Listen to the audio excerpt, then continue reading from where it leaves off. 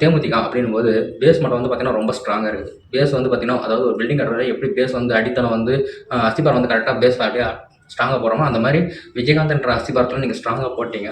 இப்போ வந்து நீங்கள் வந்து பில்டிங் கட்ட வேண்டியதாக இருக்குது. அதாவது பில்டிங் அழகாவும் கட்டலாம், இல்ல அலங்கோலமாவும் கட்டலாம். அது நம்ம கையில தான் இருக்குது. ஸோ நீங்க வந்து இப்போ நான் பார்த்த வரைக்கும் மேக்ஸிமம் நீங்க வந்து கூட்டணி கட்சிக்குள்ள போறீங்க.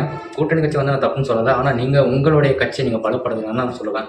மேக்ஸிமம் பார்த்தீங்கன்னா, விஜய் பிரபாகர் வந்து நீங்க என்ன பண்ணணும்னா, நீங்க வந்து களத்துல மக்களுடைய களத்துல நீங்க விட்டீங்கன்னா, அதாவது அவங்க மக்களுக்கு என்ன தேவையோ அதெல்லாம் அவங்க சொல்லி என்னென்ன வேணுமோ அதெல்லாம் அவர் நின்னு செஞ்சாருன்னா, மேக்ஸிமம் 2031ல 10 இடத்துல இல்லன்னா 15 இடத்துல நீங்க கண்டிப்பா இடம் பிடிச்சிடலாம். நீங்க சுயேட்சையா நின்னாலும் ஜெயிச்சிடலாம். காரணம் பேஸ் வந்து பார்த்தீங்கன்னா, விஜயகாந்த்ன்ற பேஸ்ல இருக்கீங்க.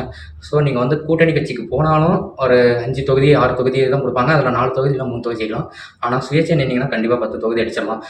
உங்களுக்கு அந்த வாய்ப்பு இருக்குது. ஆனா நான் பார்த்த வரைக்கும் உங்களோட விஜயகாந்த் அப்படின்னும்போதே தனி பேரு தான், தனி கெத்து தான். ஸோ அந்த கட்சியில நீங்க இருக்கிற அந்த கட்சிய நீங்க நடத்துறீங்கன்னா, அப்போ நீங்க இன்னும் அத வந்து அந்த அஸ்திபாரத்து மேல நீங்க கட்டுற பில்டிங் இன்னும் ஸ்ட்ராங்கா, அழகா நேர்த்தியா கட்டிட்டீங்கன்னா, அடுத்த 31ல நீங்க 10, 15 தொகுதி வரும்னு சொன்னேன். ஆனா 36 வந்து பார்த்தீங்கன்னா, நீங்க ஒரு எதிர்க்கட்சி தலைவரா கூட வந்துரலாம். அதுக்கான வாய்ப்பு உங்களுக்கு இருக்கு. ஸோ நீங்க ட்ரை பண்ணி பாருங்க. ஸ்டேஜ் நின்னு எல்லாருமே பேசுறாங்க.